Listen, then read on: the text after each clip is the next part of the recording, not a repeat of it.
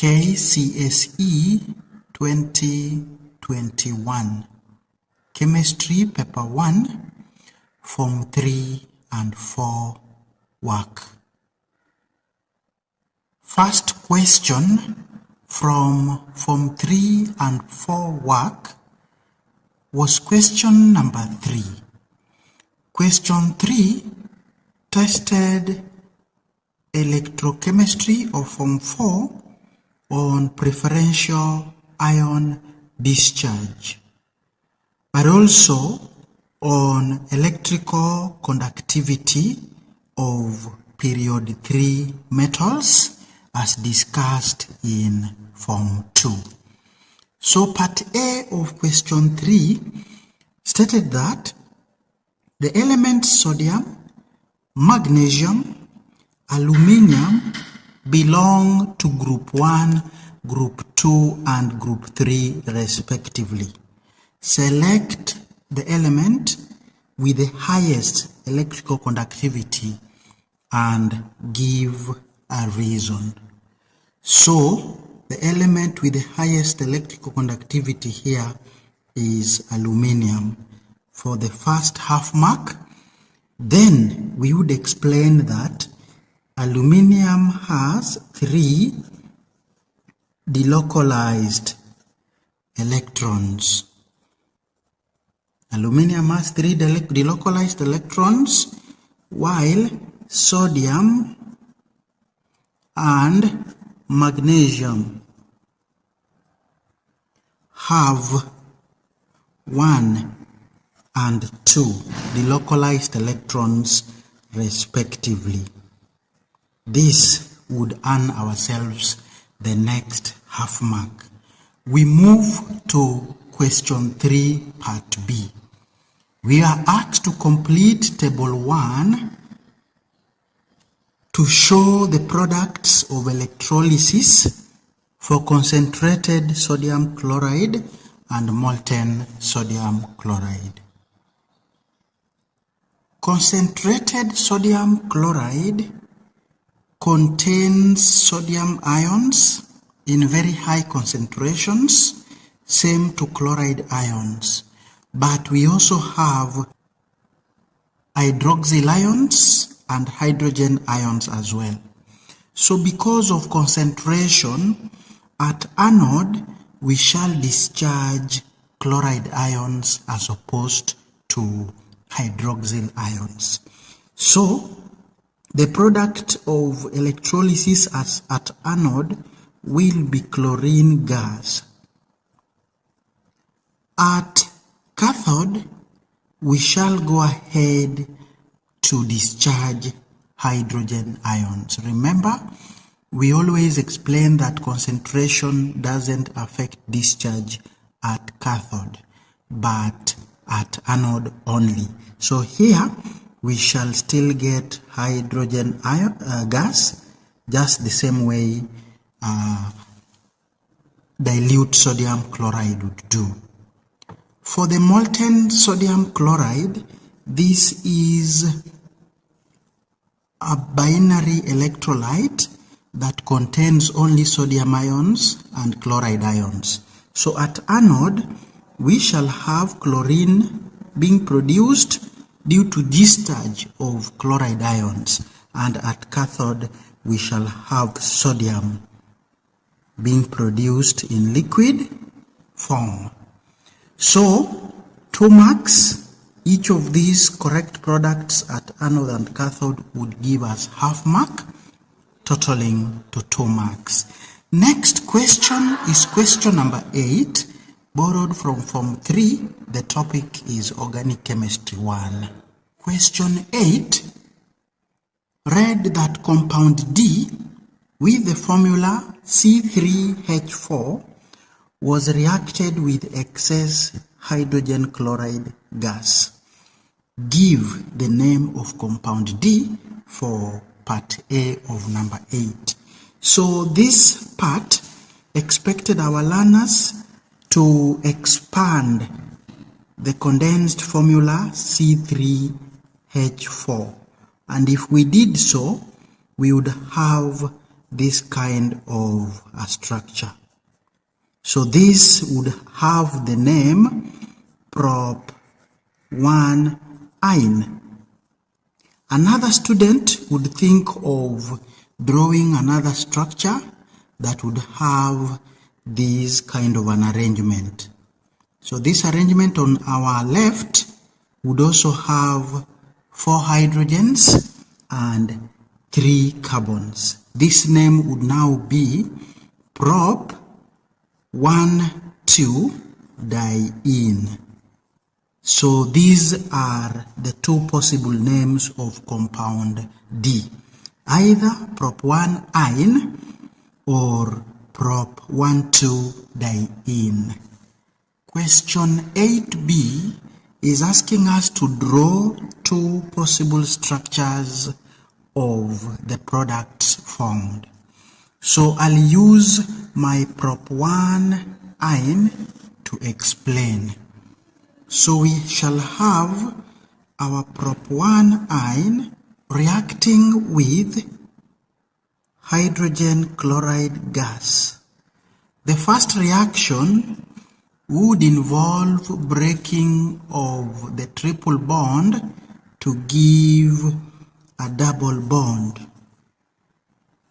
So when we break the triple bond to a double bond, it means we shall have 2 lone pair of electrons that our new substance can use to bond. So we have one here and another one here. Now, the atom of chlorine from here can attach itself anywhere here, but for such situations, we do follow what is called Markovnikov's rule.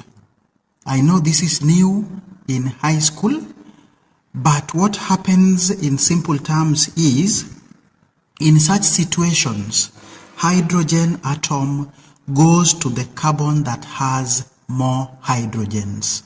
That is Markovnikov's rule in simple terms. So, for our case, the product that we shall form here will have a H here on the carbon that has more hydrogens, and the chlorine atom will then attach itself where I have put it. But remember, we have been told that hydrogen chloride gas was in excess. So our reaction won't end there.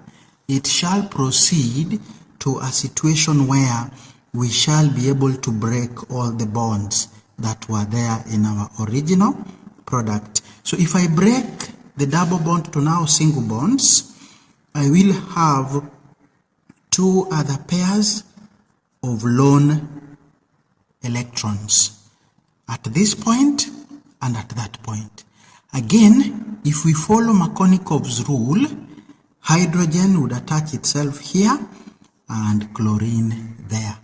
That would be our first product called 2,2-dichloropropane for the first mark.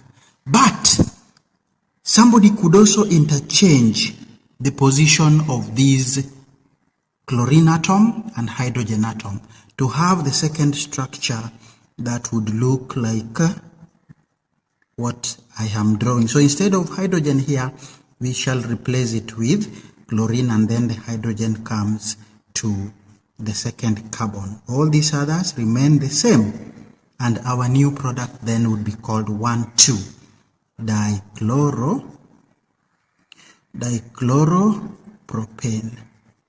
So these are the possible products that we can get when we react our product C3H4 with excess hydrogen chloride gas. We would have 2,2-dichloropropane or 1,2-dichloropropane. With that, we proceed to question number 10, borrowed from Form 4. The topic is rates of reaction and reversible reactions, together with some information on energy changes. Question 10 is asking us to consider the following reversible reaction. 1 mole of nitrogen reacting with 3 moles of hydrogen reversibly to get 2 moles of ammonia.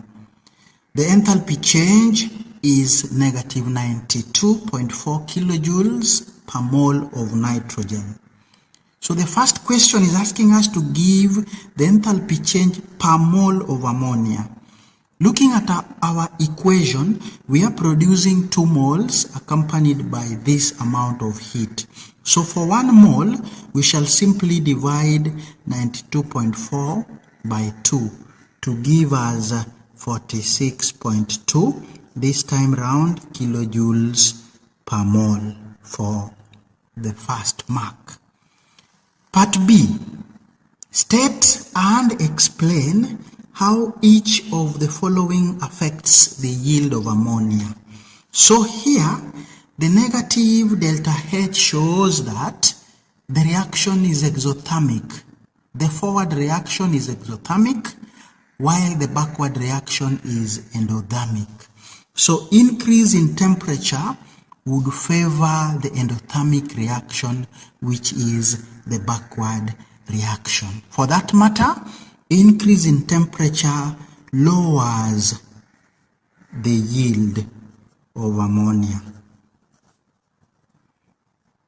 Lowering the yield for the first half mark, and then we explain that increase in temperature,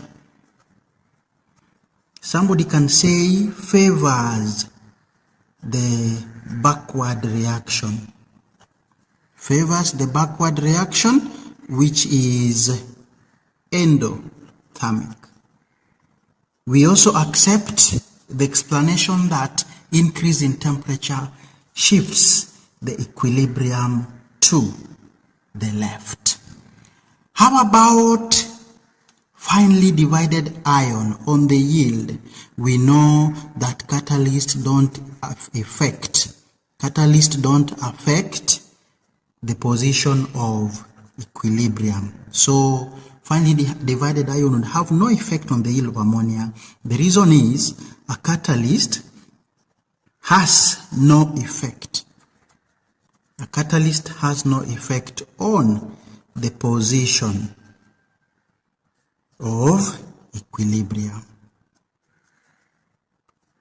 So first half mark for no effect, second half mark for a catalyst has no effect on equilibrium. To question number 11 from Form 3, topic is chlorine and its compounds. Question number 11. Study the flow chart in figure 3 and answer the questions that follow. So here we bring in concentrated hydrochloric acid together with solid E to chamber 1, and then chlorine gas comes out. So obviously what we have here is an oxidizing agent. Remember, chlorine is produced when you oxidize concentrated hydrochloric acid. So solid E is one of our oxidizing agents, and because it is a solid, a student should think of either potassium manganate 7, manganese 4 oxide, or lead oxide can also do the same. So when we get chlorine, we bring in aqueous sodium hydroxide to chamber 2. Remember, our alkali is dilute and not hot. So I believe a student should know that we shall form the sodium hypochlorite, not chlorate.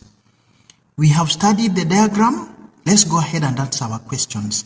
Identify solid E. Solid E is a drying agent, and because of space and I have to write the 3 of them, I will use symbols. The first option is potassium manganate 7 in solid form. We can also use manganese 4 oxide, and a student had an option of also using lead oxide.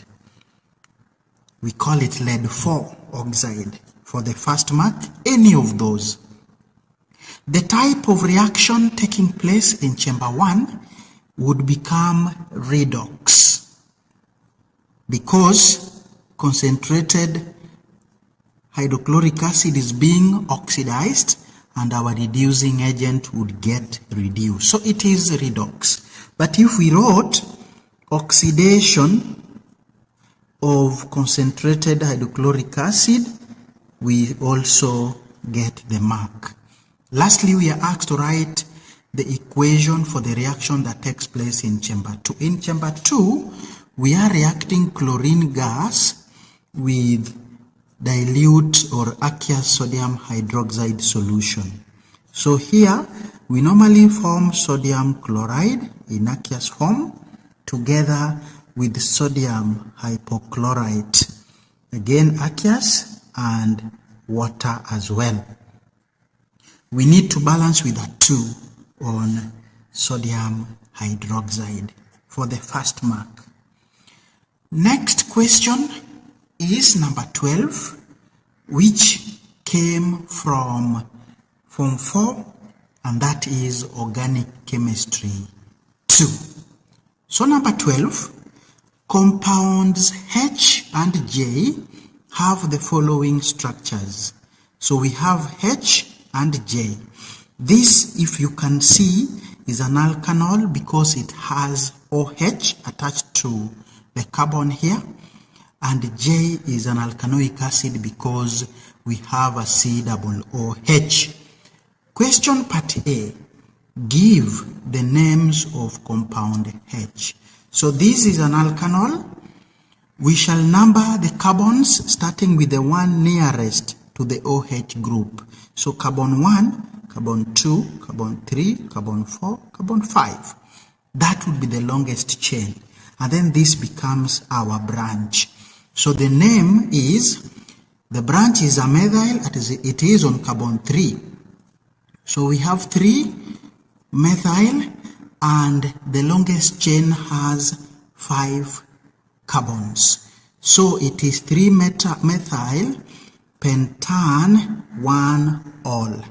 The OH group is attached to carbon number 1 according to our numbering. Next, we are asked to also name compound J. So J, we have just said, is an alkanoic acid that has 1, 2, 3, 4 carbons. For that matter, J is simply butanoic acid. So we have 3 methyl pentan 1 ol and butanoic acid. Next question is asking us to state the conditions necessary for H and J to react. This would be formation of an ester. The process would be esterification. Now, the conditions that we need for esterification is we have to have concentrated sulfuric 6 acid as the first condition, and then we also have to heat. Half a mark for each, totaling 1 mark. Next question from Form 3 and 4 is question number 13. Borrowed from Form 3, it is sulfur and its compounds. Part A. Rhombic sulfur is one of the allotropes of sulfur. Draw the structure of rhombic. So we know that rhombic sulfur has octahedral structure. So a student was expected to draw octahedral structure that would assume that shape. So a student had the option of drawing the S8 placard ring. So this one would also be allowed, where we have 8 atoms of sulfur covalently bonded to form what we call placard ring, as indicated here. Each of those or one of these would give the student the 1 mark. Part B, we are asked to describe the observations made when rhombic sulfur is heated from room temperature until it boils. So the first observation we shall make is yellow solid forms amber liquid. A half for the yellow, a half for the amber. We continue that as temperature increases,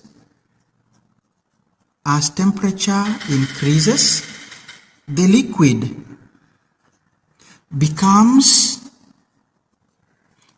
darker and more viscous. We explained in our discussions in class that there comes a time when even if you turn the test tube upside down, your liquid will not flow because it's very viscous. So viscous here earns the next half mark. And then we continue that. Then it turns dark red or brown and less viscous. So it will flow again. Less viscous, the last half mark. So this question we awarded 2 marks as opposed to 1 because of the demands of the answer.